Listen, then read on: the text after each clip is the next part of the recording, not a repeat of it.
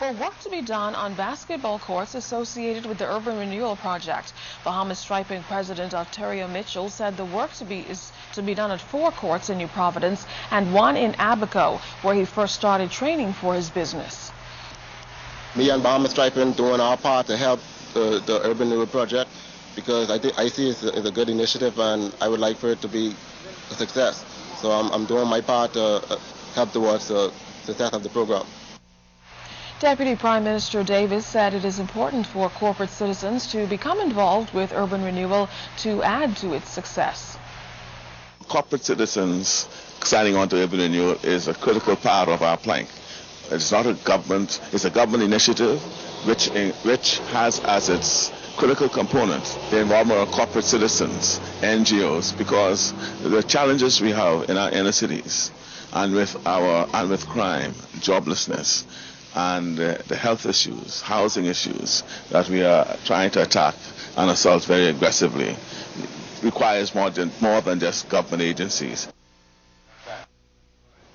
Bahamas Striping is on the move, as you can tell by our little intro there. Good things are happening for this Bahamian company, and so we welcome this morning, Ontario Mitchell, who's the president, Sean Adley, who's the managing director, and of course also joining them this morning we have Brian Bostock, who's a certified UK striper. So gentlemen, welcome to Bahamas at Sunrise. Now let's sort of talk about the award you recently won and sort of break the ice with that. Tell us a little bit about it. Well, recently we were able to receive an award from the Bahamas Contractors Association, something that we are very, very proud of, being a small startup company, and it pretty much proves that we're finally being recognized by the major players of the industry, that we are actually here to stay and that we are capable of doing good work. Now, we know that Bahamians have the talent. We've said that on this TV show for many of years, but the recognition by sort of the status quo, that couldn't have been easy, because there are many Bahamian companies out there right now that are struggling to get sort of that recognition for the status quo. And you've been on this show before, so we know that that journey wasn't easy. So let's talk a little bit about how did you arrive at this point?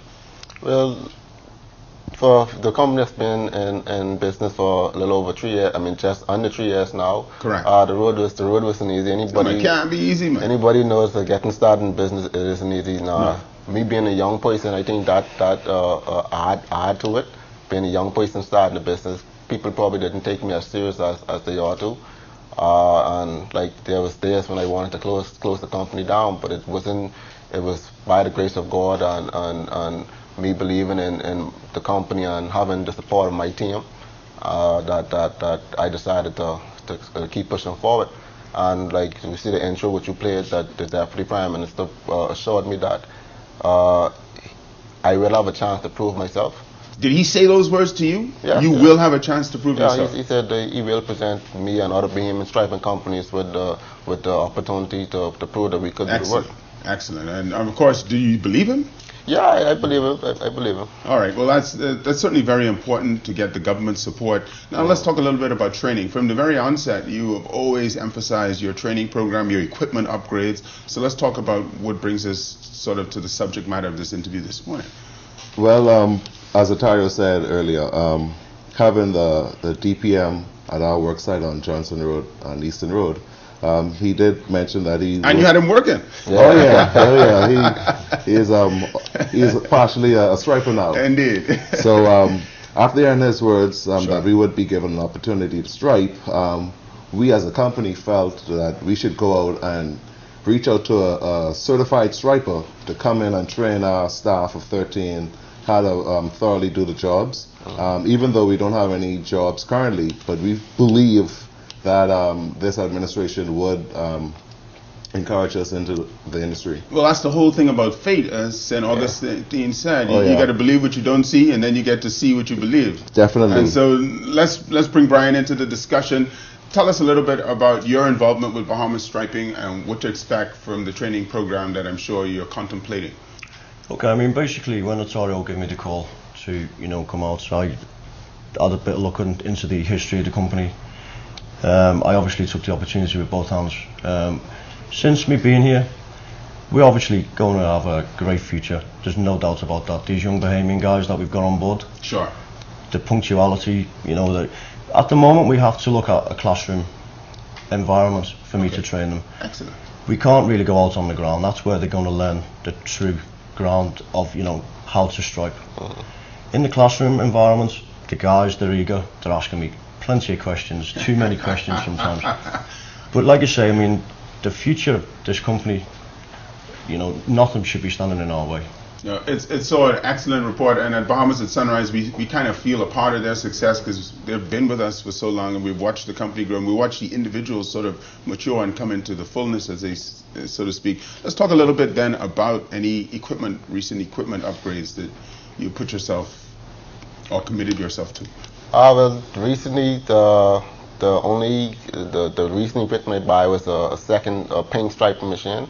So now I have two paint striping machines, a thermal trailer and a thermal hand liner, along with some road application machines, thermal removal machines, and I have a fleet load of machines. Like I think the company assets is just under 400,000. Yeah, it sounds very, very exciting. And of course, do these machines constitute a part of your training, Brian? Well, yeah, I mean, you're basically like everything you have, even at home in the kitchen, you have to look after things, you know? Sure.